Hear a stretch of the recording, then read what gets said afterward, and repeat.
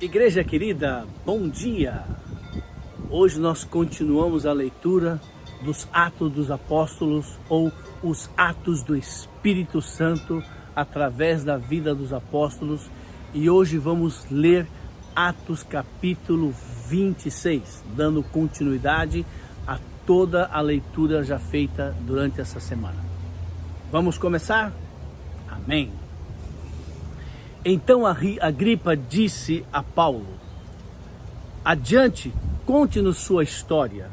E assim Paulo, muito entusiasmado, apresentou a sua defesa, dizendo: estou muito contente, rei Agripa, por apresentar a minha defesa contra os acusadores desses judeus que estão contra mim diante de vossa majestade. Pois eu sei que és um conhecedor das leis e dos costumes dos judeus. Portanto, queira ouvir-me com paciência.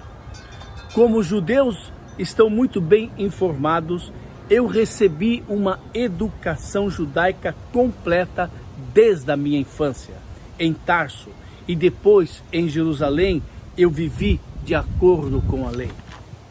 E se eles quisessem testemunhar, sabem que eu sempre tenho sido o mais severo entre os fariseus quando se trata da obediência às leis e aos costumes dos judeus. Porém, a verdadeira razão por trás dessas acusações deles é outra. É que eu estou aguardando o cumprimento da promessa de Deus feita aos nossos antepassados. As 12 tribos de Israel esforçam-se na religião noite e dia para alcançar essa mesma esperança que eu tenho. Todavia, ó rei, em mim mesmo, isto é um crime, dizem eles. Mas será crime crer na ressurreição dos mortos? Parece incrível a vossa majestade que Deus possa trazer os homens de volta à vida? Eu vou ler novamente, que coisa incrível. Mas será crime crer na ressurreição dos mortos? Parece incrível a vossa majestade que Deus possa trazer homens à vida? Uau, tremendo! Eu costumava pensar que devia fazer muitas coisas terríveis contra os seguidores de Jesus de Nazaré.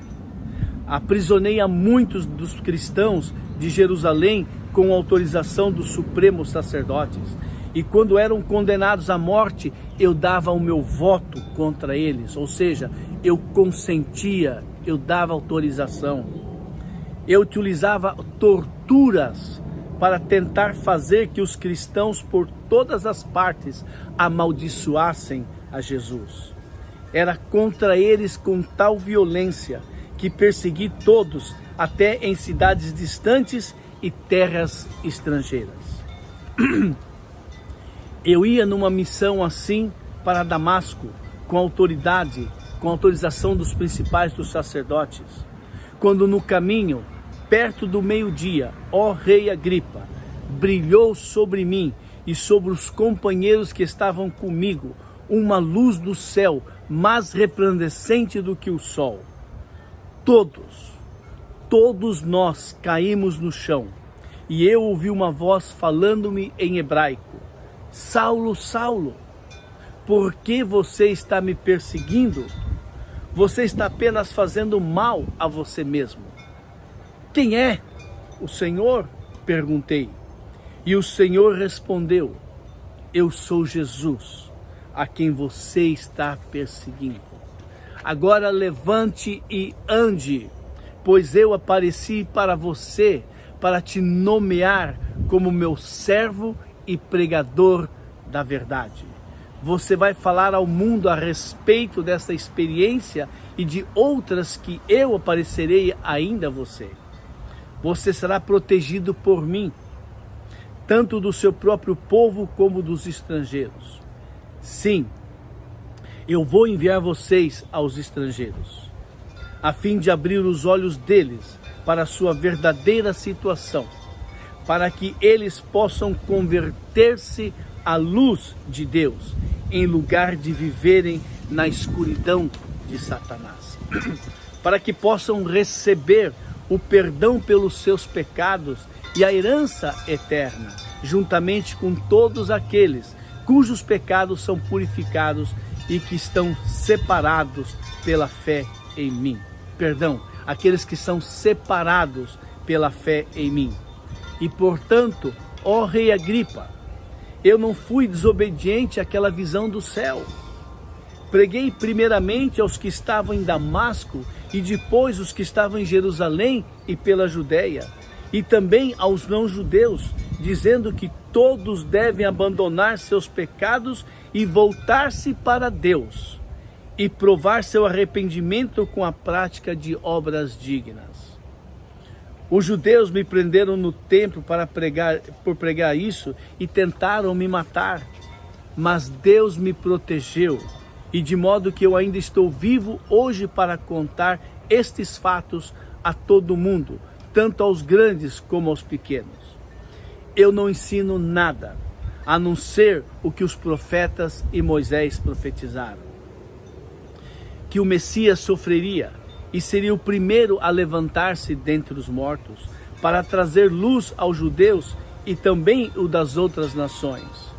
De repente, Festus gritou, o governador: Paulo, você está louco! Os seus longos estudos perturbaram a sua cabeça. Mas Paulo respondeu: não estou louco, excelentíssimo Festus. Eu falo palavras em juízo perfeito, e o rei Agripa sabe de todas estas coisas. Falo abertamente porque tenho certeza de que esses acontecimentos são todos do conhecimento dele, pois não se passaram essas coisas às escondidas. Rei Agripa, Vossa Majestade crê nos profetas? Sim, eu sei que o senhor crê. Agripa o interrompeu: você acha que em tão pouco tempo pode você convencer-me a tornar-me um cristão? E Paulo respondeu: que Deus permitisse que, embora com pouco ou muito tempo, tanto Vossa Majestade como todos os demais que estão aqui se tornassem como eu mesmo sou, mas sem essas correntes. Então o governador, o rei e Berenice e todos os outros se levantaram e saíram. Quando conversavam entre si, depois disso, eles concordaram: este homem não fez nada que mereça morte ou prisão. E Agripa disse a Festo: ele poderia ser solto se não tivesse apelado para César. Irmãos queridos, os irmãos se deram conta e perceberam o que Deus fez através de Paulo. Paulo estava se defendendo das suas acusações, mas ao mesmo tempo ele estava pregando a palavra de Deus. Ele estava pregando Jesus, ele estava pregando a salvação àqueles homens. Irmãos queridos, Paulo aproveitou aquela situação de defesa para apresentar o Evangelho, apresentar a palavra que salva, a palavra que restaura a amizade do homem com Deus, a palavra que vai libertar o homem da eternidade sem Deus. E é interessante que Paulo diz que quando os judeus estavam tentando matá-lo, Deus o defendia. E Deus dava a força que ele necessitava para seguir pregando o Evangelho. A força não estava em Paulo, a força não estava no homem. Paulo reconhecia que precisava de uma força sobrenatural e que essa força vinha de Deus para poder enfrentar situações adversas e continuar pregando o Evangelho. Irmãos queridos, vamos eu e você pedir a Deus que nos dê esta força, que nos dê esta força para pregar o Evangelho e que Ele nos dê essa sabedoria e essa habilidade de conversar sobre todo e qualquer assunto e através dessa conversa levar a pessoa a mensagem de salvação. A mensagem que vai tirar a pessoa do domínio de Satanás para a luz de Jesus.